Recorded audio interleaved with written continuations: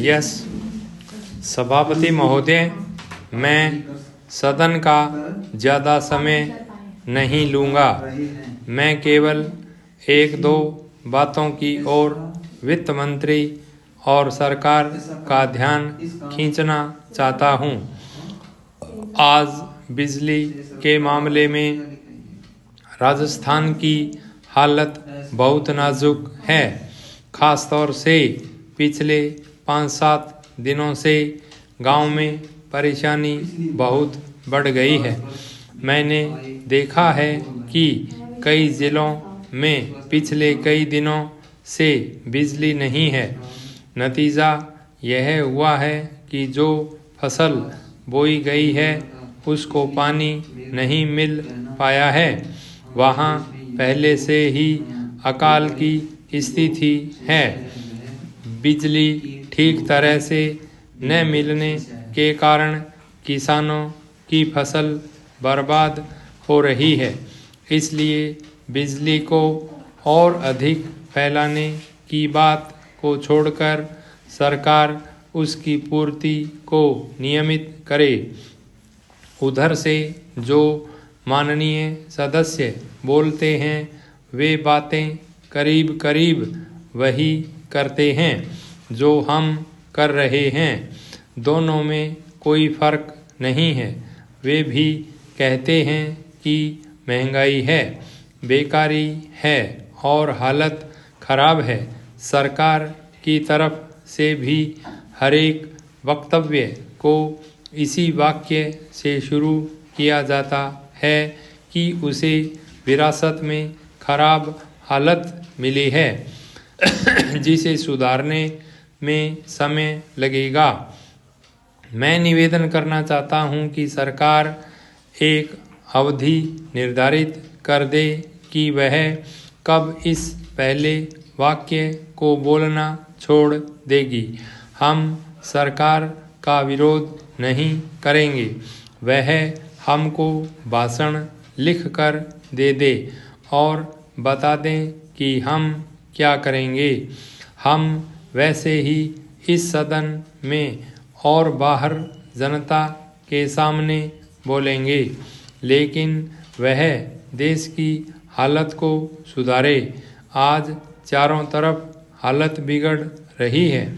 आज गांवों में कोई व्यवस्था नहीं है। सरकार हम लोगों को कब तक दोष देती रहेगी।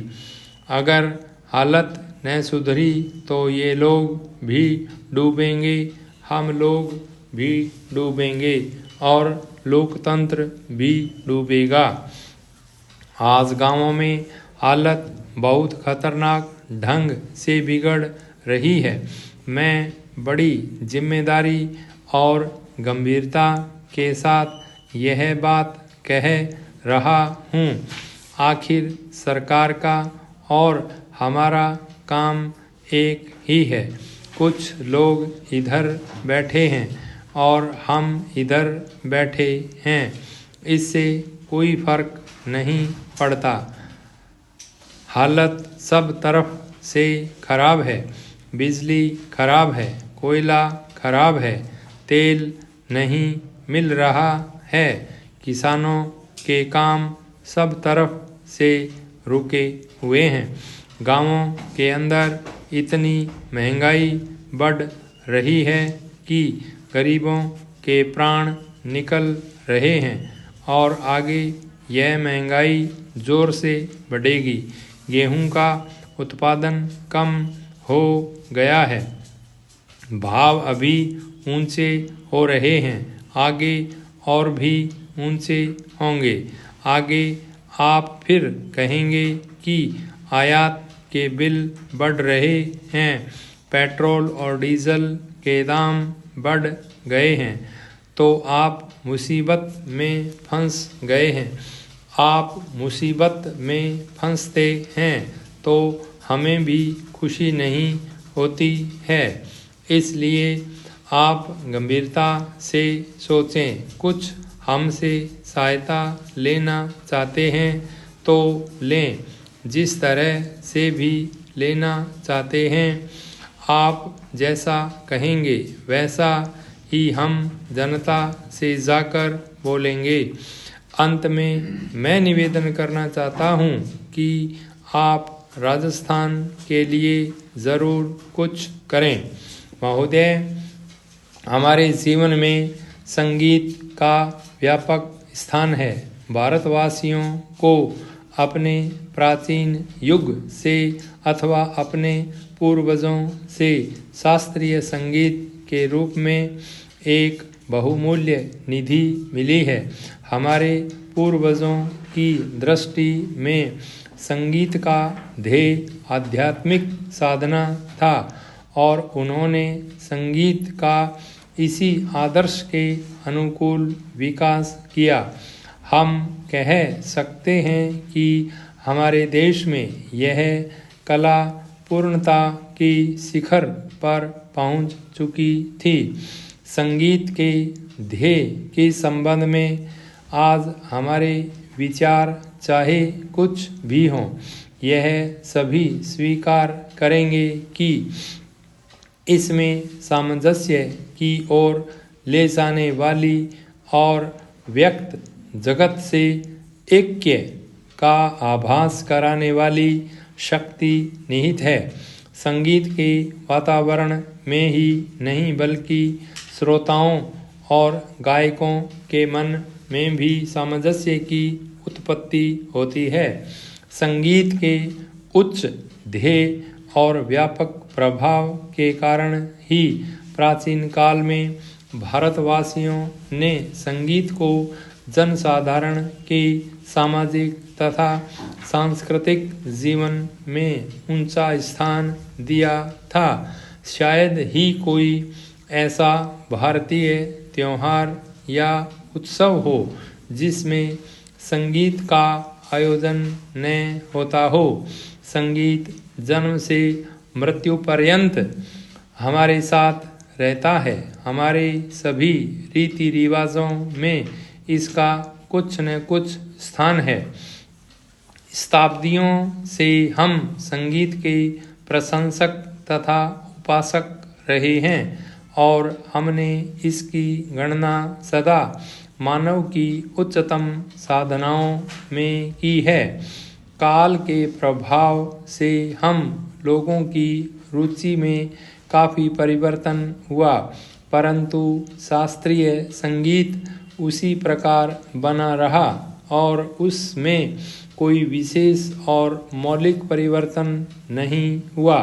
मुसलमान बादशाहों और अमीर उमरों के द्वारा संगीत को केवल प्रोत्साहन ही नहीं मिला, इसमें समयानुकूल हेरफेर भी हुए और आज विशेषकर उत्तर भारत के संगीत ने उसी युग से प्रभावित और बहुत अंशों में अनुप्राणित होकर अपना नया रूप ग्रहण कर लिया है। पर जो भी हेरफेर हुए वे हैं ऊपरी पोशाक मात्र ही। भारतीय संगीत शरीर और आत्मा से अभी भी वही प्राचीन शास्त्रीय संगीत बना हुआ है। ऐसी आशा की जाती है कि इसमें अभी भी उतनी शक्ति है कि वह अपने को एक बार फिर आधुनिक वातावरण के अनुकूल बना लेगा। प्राचीन संगीत कला भारतीय रजवाड़ों के दरबारों में उनके आश्रय से पनपती रही।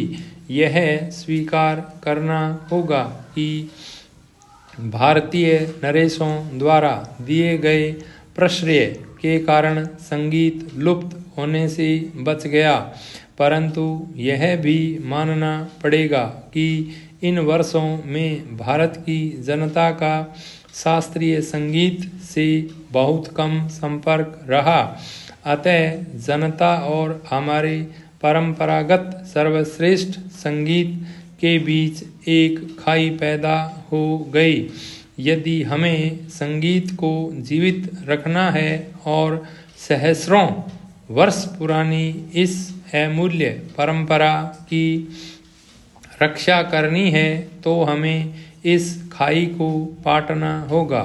यदि यह आवश्यक हो तो शास्त्रीय संगीत में ऐसे संशोधन करने में कोई बुराई नहीं जिनके फलस्वरूप यह लोकप्रिय बन सके।